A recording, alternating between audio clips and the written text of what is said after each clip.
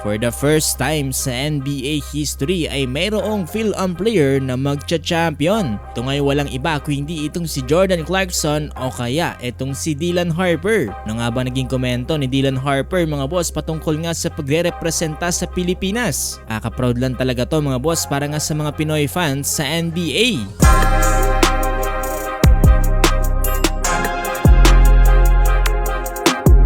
So mga boss, sa do or die Game 7 ng Spurs at Thunder ay talagang pinatunayan dito nga ng San Antonio Spurs na sila ang karapat-dapat dito nga sa NBA Finals. At ito ay matapos nga nilang talunin ang defending champion sa score na 111-103. Dahil dito mga boss, kaliwat kanan ang selebrasyon para nga dito sa San Antonio Spurs dahil simula pa nitong 2014 ang kanilang last NBA Finals appearance. Napaka-emotional din ang tagumpay na ito lalong-lalo na para kay Victor Wembanyama dahil ayon nga mismo sa kanya ay nalalapit na nga daw ang kanyang childhood dream.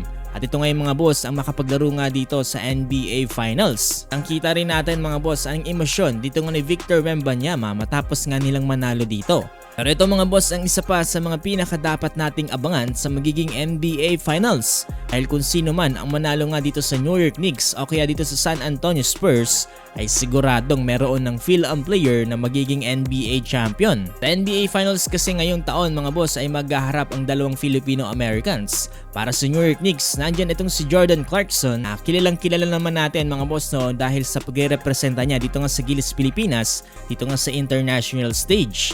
At para naman dito nga sa San Antonio Spurs ay nandyan ang rookie na si Dylan Harper. Kaya naman ang mangyayari mga boss ay may siguradong Filipino-American player na mag-uuwi ng NBA Championship. Pero ang nakakatawa dito mga boss, yung during interview ay itinanong etong si Dylan Harper kung may posibilidad nga ba daw na makapaglaro siya para sa Pilipinas at irepresenta ito kasama itong si Jordan Clarkson. Well, agad-agad sinabi dito ni Harper na interested din daw siya na makapaglaro para i-represent itong Pilipinas at sa tingin niya nga daw magiging magandang tandem sila dito nga ni Jordan Clarkson.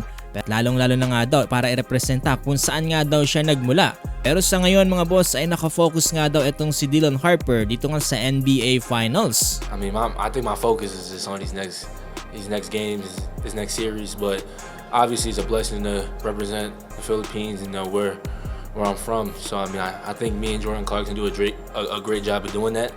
But my biggest thing is just focusing on what's in front of me. Mga boss, sa tingin ko hindi naman malabo na i-representa rin tayo dito nga ni Dylan Harper sa hinaharap dahil for sure ay talagang gusto rin ito makapaglaro para sa Pilipinas. Dahil dyan mga boss, kahit sino nang manalo dito sa Knicks or kaya dito sa San Antonio Spurs ay history na ito para nga sa Pilipinas. During ceremony rin pala mga boss ng San Antonio Spurs ay naispatan din natin dyan ang pamilya dito nga ni Dylan Harper at i-congratulate nga siya dito. Yun mga boss, supportan natin ang magiging laban dito nga ng San Antonio Spurs at dito nga ng New York Knicks. Ang Game 1 ay magsisimula sa June 4, 8:30 AM sa Pilipinas. Ayun mga boss, kanino kayo dito? San Antonio Spurs or New York Knicks? At oo nga pala mga boss, nakikisuyo po pala ako sa inyo na paki-like po itong ating video at paki-follow na rin po sana mga boss itong ating page dahil magiging malaking tulong na po yan para sa ating channel.